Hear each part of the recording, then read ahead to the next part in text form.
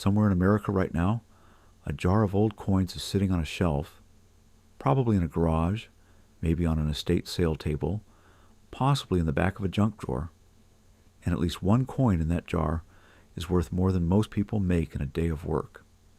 Not because it's rare in the exotic sense, because it's silver, and it was made before 1965, and the person who owns it has no idea.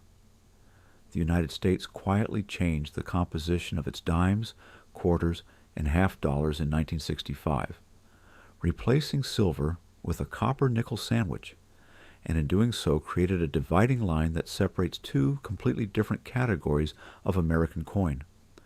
One worth face value, one worth a great deal more. Most people who grew up after that change were never told which side of the line they were holding. My name is Albert, and I have spent 40 years at coin shows, estate sales, and flea markets, learning exactly what that line means in practice. Not from textbooks, but from watching dealers quietly pocket the difference while sellers counted out change.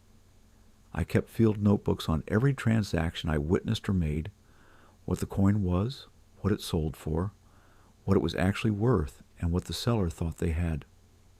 This video is going to walk you through 10 pre-1965 coins that serious collectors pay real money for, in plain language, with enough detail that by the end, you'll know exactly what to look for the next time you're standing in front of a jar, a box, or a flat of old coins at any table in America. Number 1. In the mid-1980s, Albert watched a family at an estate sale price, a Walking Liberty half dollar at 50 cents, because it looked old and worn and the face said 50 cents on it. The dealer standing 2 feet away bought it without blinking and said nothing. A Walking Liberty half dollar, minted from 1916 through 1947, contains .3617 troy ounces of silver. That is not a collector premium, that is just the metal in the coin, and it prices every single Walking Liberty above face value the moment silver has any market value at all. The design itself is one of the most respected in American coinage. Liberty striding forward toward a rising sun on the obverse, a perched eagle on the reverse. Circulated examples in readable condition carry a meaningful premium above melt. Better preserved examples carry considerably more. The practical move is to learn the design on sight so you can spot it immediately without picking the coin up. If you see it at face value anywhere outside a coin shop, the person selling it does not know what they have. This week, pull up an image of the Walking Liberty half dollar and commit the silhouette to memory. It takes about 10 minutes, and it will pay for itself the first time you see one in a junk box. Let me pause the count a moment. What years of sorting through old coins teaches a man does not fit inside one short video. I set the whole of it down in a book, on the QR code on screen, or the pinned comment with the link. Have a look, or carry on without it. That is my only word on it. Number 2. A dealer at a mid-sized coin show once set out a flat of Franklin half dollars priced at melt, silver value only, because they were common, plentiful, and the designs were worn. A buyer worked through that flat quietly and pulled 4 coins that the dealer had underpriced by $30 each, because the dealer was moving volume and not checking one specific detail. Franklin half dollars, minted from 1948 through 1963, carry the same .3617 troy ounces of silver as the Walking Liberty. What most sellers don't know, and what many buyers don't bother to look for, is the full bell line's designation. On the reverse, the Liberty Bell sits at center, and across its base runs a series of horizontal lines. On a coin struck from fresh dies with sufficient pressure, those lines are complete and uninterrupted. That designation, full bell lines, pushes a common date Franklin from melt territory into genuine collector territory. The difference can be $20, $30, $40, or more on an otherwise ordinary coin. A jeweler's loupe costs less than $10 and lasts a lifetime. A coin dealer's attribution service costs significantly more every time you use it. Learn to see the lines yourself. This week, find one Franklin $half, any date, any condition, and practice reading the bell lines with a loupe before you price it for anything. Number 3, a roll of Mercury dimes purchased at a bank in 1964 for face value, $1 for 50 coins. Sitting untouched in a desk drawer for decades is now worth many times that in silver alone, and potentially much more if any of those 50 coins happen to carry a specific mint mark on a specific date. Mercury dimes, minted from 1916 through 1945, contain .07234 troy ounces of silver each.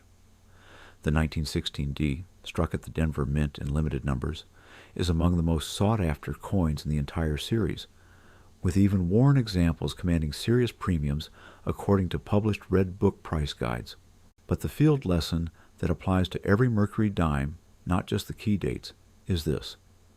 The full split band's designation on the reverse fasces, the bundle of rods at center, functions exactly the way full bell lines function on Franklin's. Intact, separated bands on a Mercury dime lifted out of the melt pile and into collector conversation. Most people selling these at flea markets have never heard the term. This week, learn the difference between a split and an unsplit band on the Mercury dime reverse. It is visible to the naked eye on a well-struck example. Number 4. A Washington quarter from 1932 sat in a glass jar at a junk shop priced at 25 cents. Face value, because the shopkeeper read the number on the coin and stopped there. Washington quarters minted from 1932 through 1964 contain .18084 troy ounces of silver. The 1932 D and 1932 S are the key dates, produced in low mintage numbers during the Depression, and they consistently command collector premiums even in heavily circulated grades according to Red Book price guides. The habit to build is simple. Before you accept any pre-1965 quarter at spot silver value, check the date and the mint mark. A worn 1932 D is worth multiples of melt. A worn 1964 Philadelphia is worth melt. Those two coins look nearly identical from across a table. The mint mark is a small letter beneath the eagle on the reverse, and it is the most important detail on the coin. This week, memorize the 3 mint marks, D for Denver, S for San Francisco, and no mark for Philadelphia, and start checking them by reflex on every pre-65 quarter you handle. Number 5. A peace dollar turned up in a shoebox at a rural auction, mixed in with foreign coins, tokens, and old hardware. Nobody bid on the box because it looked like junk. Peace dollars, minted from 1921 through 1935, contain .77344 troy ounces of silver, the highest silver content of any widely circulated American coin most field collectors will realistically encounter. The 1921 issue used a high-relief design, produced only that year, making it visually distinct and collectible beyond its silver weight. Key dates include the 1928 and the 1934 S, both of which command substantial premiums in any readable grade. These coins appear at estate sales with surprising regularity because families held them as keepsakes, a lucky silver dollar, a gift coin, a memento, without understanding what the metal content meant in market terms. .77344 troy ounces of silver in a coin someone stored in a shoebox as a sentimental object. This week, price the current silver spot rate and multiply it by .77. That is the floor value of every peace dollar you will ever encounter before condition or date enters the conversation at all. Number 6. A Morgan dollar in a velvet-lined presentation box was priced at $20 at an estate sale because the box looked important and the family assumed the presentation was the value. Morgan dollars, minted from 1878 through 1921, carry the same .77344 troy ounces of silver as the peace dollar. The collector landscape here is enormous. Key dates include the 1893S, the 1895, struck only in proof, and the 1889 CC, all of which, according to published auction records and price guides, rank among the most valuable coins in American numismatics. The practical field move is this: learn the mint marks by branch. CC for Carson City, O for New Orleans, S for San Francisco. Because the same date from a different mint facility can be worth 10 times more than its Philadelphia counterpart. The mint mark on a Morgan dollar sits on the reverse, beneath the eagle's tail feathers. This week, practice locating it on any Morgan dollar photograph until you can find it in under 3 seconds on a physical coin. Number 7. A barber dime, the type with Liberty wearing a Phrygian cap on the obverse, sat in a dealer's junk box at 50 cents each because the designs were worn nearly flat and nobody wants culls. A patient buyer worked through 50 of them and pulled 2 dates worth considerably more than the rest. Barber dimes, minted from 1892 through 1916, carry the same .07234 troy ounces of silver as Mercury dimes, but they are consistently undervalued at general flea markets because the design is unfamiliar and heavily circulated examples look nearly anonymous to untrained eyes.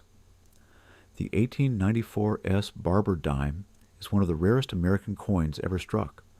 Only a reported handful are known to exist, according to numismatic records.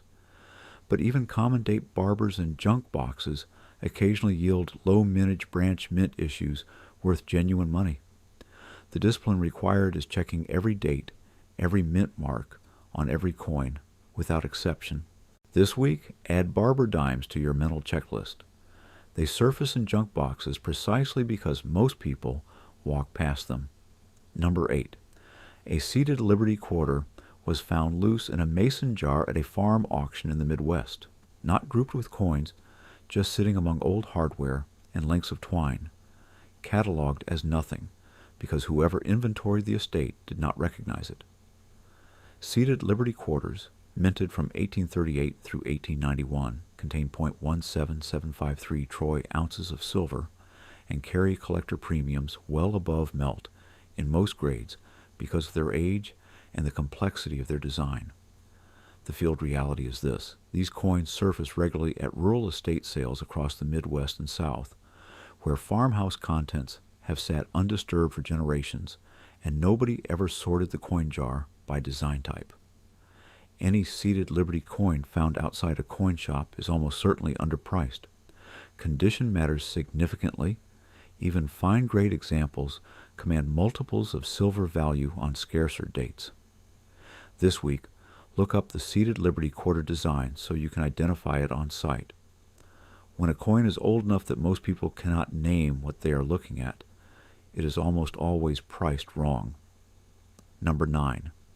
The 1964 D piece dollar is a coin the United States Mint authorized, struck in reported quantities exceeding 300,000, according to Treasury-era records, and then ordered melted in full before a single example reached the public.